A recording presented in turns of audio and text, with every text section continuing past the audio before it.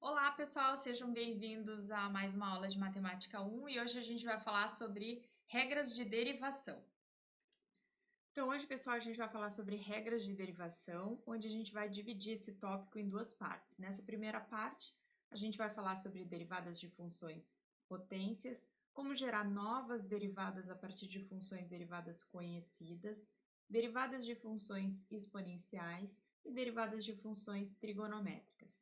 Em um segundo momento, a gente vai falar sobre a regra do produto e a regra do quociente. Então, antes da gente falar sobre as funções, a derivada das funções potência, vamos falar sobre a mais simples das funções, que é a função constante. Só relembrando a última aula, a nossa função derivada, ela descreve o comportamento da inclinação das retas tangentes ao longo da curva, ao longo da f de x. Se a gente observar a nossa função constante, considerei aqui um c, um valor constante qualquer, né, como sendo um c, qualquer valor constante vai ter essa cara, ou seja, é uma reta paralela ao eixo x. Para qualquer ponto desta reta, a inclinação da tangente é igual a zero, né? A inclinação da tangente é a própria reta no caso de uma função constante. Portanto, para a função constante, a derivada dessa função constante vai ser sempre igual a zero, ou seja, que seria a inclinação das retas tangentes ao longo dessa f de x. E isso é muito facilmente demonstrado pela definição de derivada, ou seja, pelo limite daquela razão, né? F de x mais h menos f de x. No caso de uma função constante, o valor da f de x mais um incremento h menos a f de x, isso é igual a zero, já que ela é constante, o valor da f de x mais o incremento e o valor da f de x são iguais, portanto, a gente tem zero nesse numerador. Limite de zero dividido por um número, isso é igual a zero. Então, pela definição, é muito fácil também demonstrar, além da gente já ter percebido pelo gráfico que essas derivadas são iguais a zero. Então, isso vale para qualquer constante. Derivada de uma função constante vai ser sempre igual a zero. E aí, pessoal, vamos ver o que acontece com as funções potências quando a gente deriva. Então, o primeiro caso seria quando a gente tem potência igual a 1, ou seja, a função f de x igual a x. O gráfico dessa função é aquela reta inclinada, reta com inclinação igual a 1, onde se a gente for observar as retas tangentes ao longo dessa reta, são a própria reta, né? Elas vão ter a mesma inclinação dessa função f de x. Portanto, a derivada vai ser sempre a mesma, vai ser constante. A inclinação ao longo dessa reta é uma constante. E é igual a 1, visto que essa inclinação é 1. Bom, e no caso das funções potência 2 e potência 3, né? Derivada de x² e derivada de x ao cubo. Bom, aqui eu já estou mostrando para vocês o resultado dessa derivação. Mas eu vou mostrar para o caso da função x² como é que a gente chegou nesse valor. Olhando aqui para a definição da derivada, vamos aplicar aquela definição para o caso da nossa função x². Bom, o que diz a definição? A definição para a derivada diz que isso aqui é igual ao limite da minha f de x mais um incremento menos a f de x dividido por esse incremento, quando esse incremento vai para zero. No caso, a minha função f de x, que eu estou analisando, é essa função x². Portanto, a f de x mais o incremento seria x mais h ao quadrado. Então, substituindo essas duas funções aqui lá na minha definição para a derivada, o que a gente vai obter? f' de x é igual ao limite, A f de x mais o incremento, então, é x mais o incremento ao quadrado, menos a f de x, que é x quadrado, dividido pelo incremento, quando esse incremento vai para zero. Se a gente abrir esse quadrado aqui, né, resolver essa potência, a gente vai obter a seguinte expressão: x quadrado mais 2 vezes x vezes h, mais h ao quadrado, menos x quadrado. Isso tudo dividido por h, quando h tende a zero. E aí aqui a gente pode cancelar esse x quadrado com esse x quadrado. E fica então, resta então a seguinte expressão: 2xh mais h ao quadrado sobre h, quando h tende a zero. Aqui a gente ainda pode simplificar esse h ao quadrado e esse h com esse que está no denominador. E aí nos sobra, então, o limite de 2x mais h, quando h tende a zero. Quando h tende a zero, esse termo aqui vai para zero e sobra 2x. Então, é daqui que sai a nossa derivada, né, da função x quadrado. E aqui, pessoal, se a gente continuar, né, com a potência 4 agora, f de x igual a x na quarta potência, se aplicarmos de novo a definição, a gente vai chegar nesse seguinte resultado, que a derivada de x na quarta é igual a 4x ao cubo. E aí a gente percebe que existe uma repetição nesse comportamento, né? Então, vamos olhar aqui para o nosso quadro.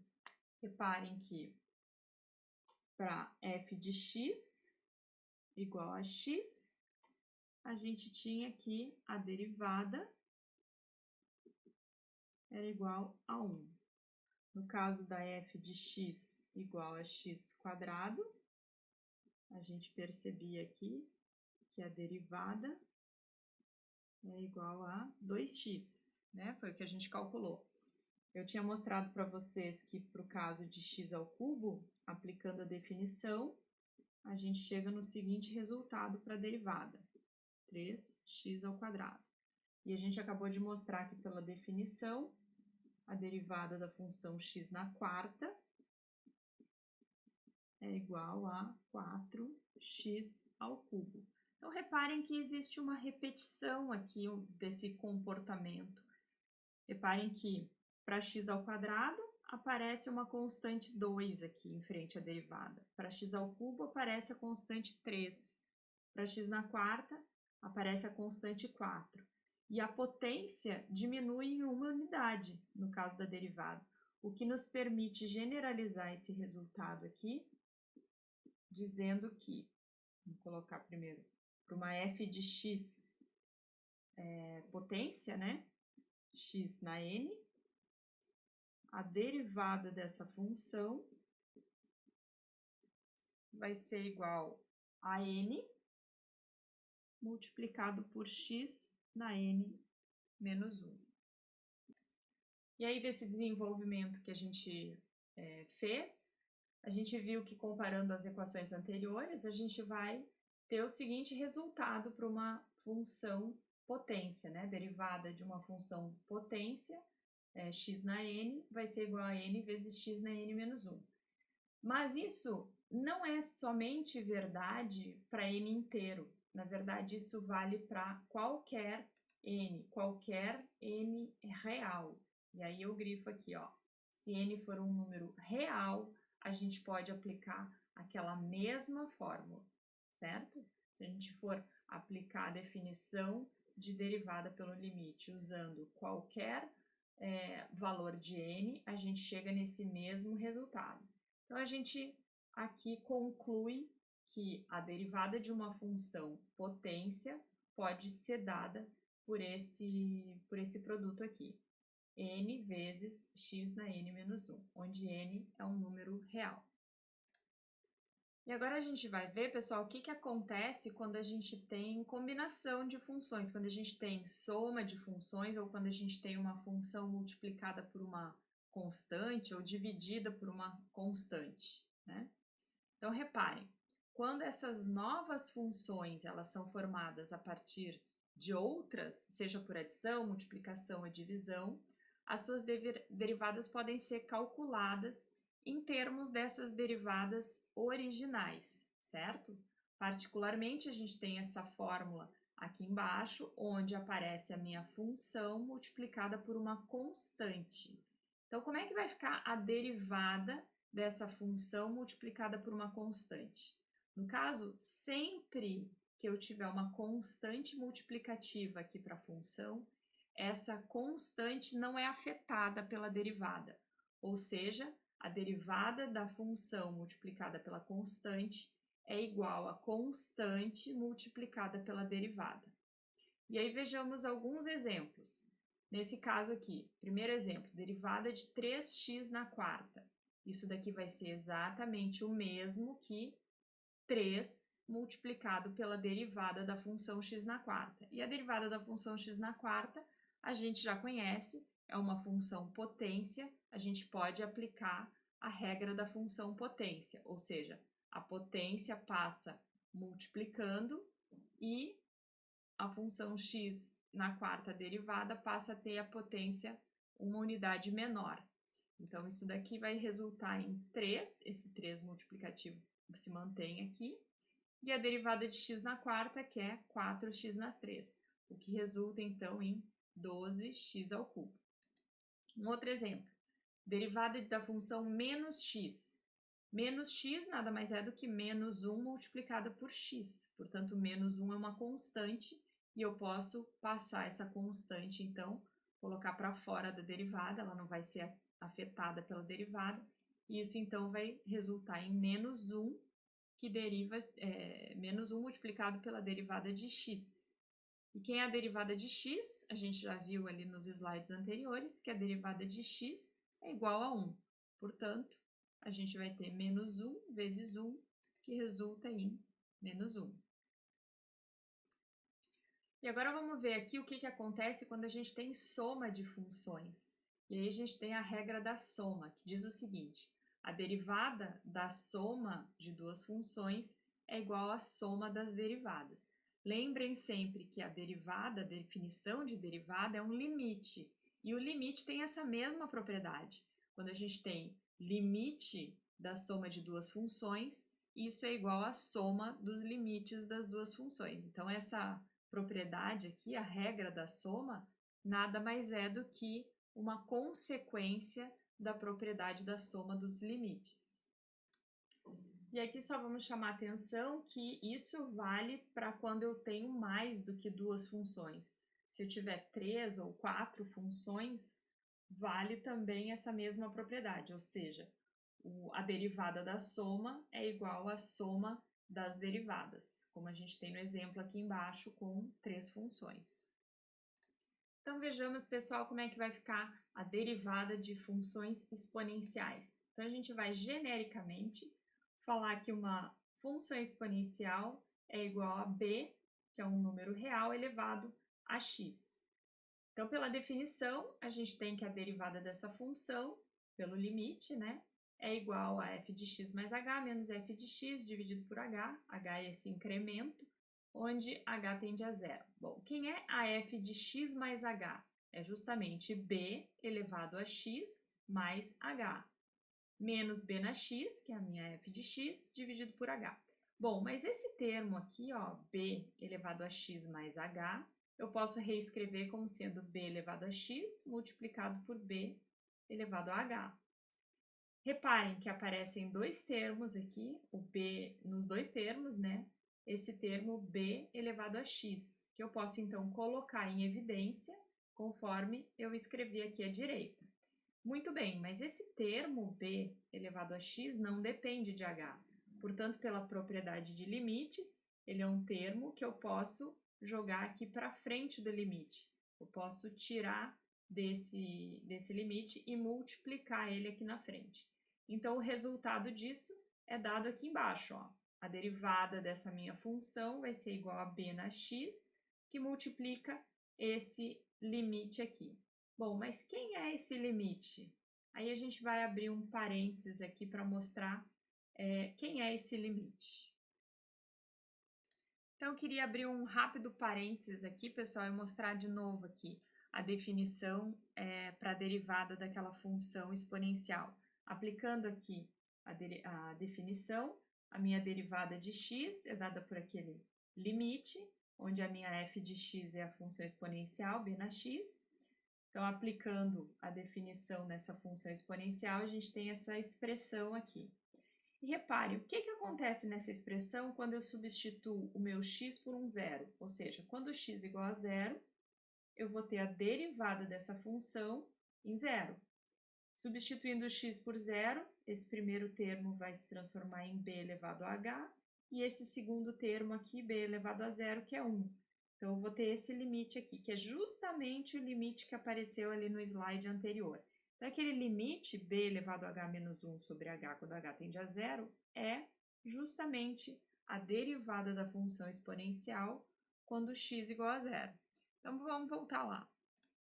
Então, reparem que a gente acabou de verificar que esse limite aqui é exatamente a derivada dessa minha função exponencial quando x igual a zero. Então, eu posso reescrever isso aí, ó, como sendo que a derivada dessa minha função exponencial vai ser sempre igual a b elevado a x, que é o termo que aparece multiplicando aqui, vezes a derivada dessa minha função quando x igual a zero. Então, reparem que a derivada da função exponencial, ela vai ser sempre um múltiplo da função exponencial. Ela vai ser proporcional à minha função exponencial. Mas aí vem a pergunta, né, pessoal? Quando que aquela derivada da função exponencial quando x igual a zero existe, né? E aí existe uma evidência numérica para essa derivada quando x igual a zero. E a gente vai ver isso através de uma tabela onde foram calculados os valores para essas duas situações, a função exponencial de base 2 e a função exponencial de base 3. Se a gente olhar essa tabela, né, a derivada da função exponencial quando x igual a zero e a base é igual a 2, a gente percebe que esse limite, quando h tende a zero, vai para um número, que é 0,69. No caso, quando a base é 3, esse limite vai para um outro número, 1,09. Então, realmente, existe aquela derivada, e a gente pode dizer que a derivada, então, da função exponencial de base 2, quando x igual a zero, é aproximadamente 0,69, e para o caso da base 3, isso é igual a 1,10. Mas aí, no caso geral, né, para quando a gente tem outras bases, bom, a gente percebe que esses valores, eles se aproximam do valor do logaritmo dessa base, ou seja, 0,69 é igual ao logaritmo natural de 2 e 1,10 é logaritmo natural de 3, o que nos permite, então, generalizar essa fórmula para a derivada das funções exponenciais. Ou seja, a gente pode dizer que a derivada de uma função exponencial de base b é igual ao logaritmo natural da base b multiplicado pela função exponencial. Ou seja, como eu já tinha comentado, a derivada da função exponencial ela é proporcional à própria função exponencial. E aí, pessoal, desse resultado, a gente tira, então, que a derivada da função exponencial de base 2 vai ser, então, aquele número 0,69 multiplicado pela própria função exponencial de base 2, e a derivada da função exponencial de base 3 vai ser aquele número, que é o logaritmo natural de 3, multiplicado, então, pela função exponencial de base 3. E aí a gente percebe que, conforme a gente vai aumentando o valor dessa base, ó, reparem que deve haver um número entre 2 e 3, cuja constante aqui, cujo logaritmo natural, seja igual a 1. E é verdade, existe.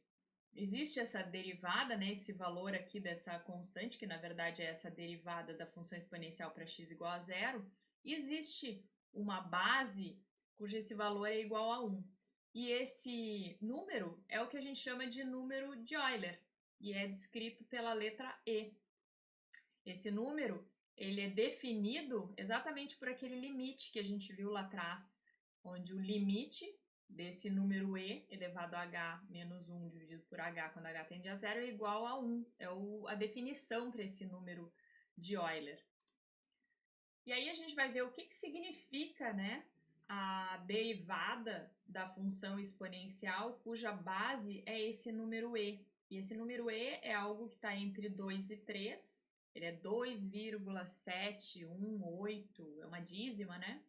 Mas é um número, então, que a gente representa por uma letra por ter uma característica especial. E qual é essa característica? Se a gente for olhar o gráfico, a gente plotou aqui as três funções exponenciais. Em azulzinho a gente tem a função exponencial de base 2, em preto a gente tem a função exponencial de base 3, e entre elas aqui a gente tem a função exponencial que tem essa base e, cuja a derivada dessa função é a própria função, já que aquela constante, né, que aparece na frente, o logaritmo natural de e, é igual a 1. Então, a derivada da minha função exponencial é a própria função exponencial. Bom, mas o que isso significa? Significa que, lembrem, essa constante ela é dada pela derivada da função quando x igual a zero, significa que a inclinação da minha reta tangente a essa função quando x é igual a zero vai ser exatamente igual a 1, ou seja, conforme está desenhado no gráfico aqui da direita. A gente tem a função exponencial, a derivada dessa função exponencial, ou seja, as inclinações das retas tangentes ao longo dessa curva são exatamente iguais aos valores das alturas no ponto, né, na função. E a inclinação da reta tangente aqui, ó, no ponto x igual a zero, é exatamente igual a 1. Então, é uma característica especial dessa função exponencial. Lembrem, então, que ela sempre vai ser aquela função mais fácil de ser derivada. Por quê?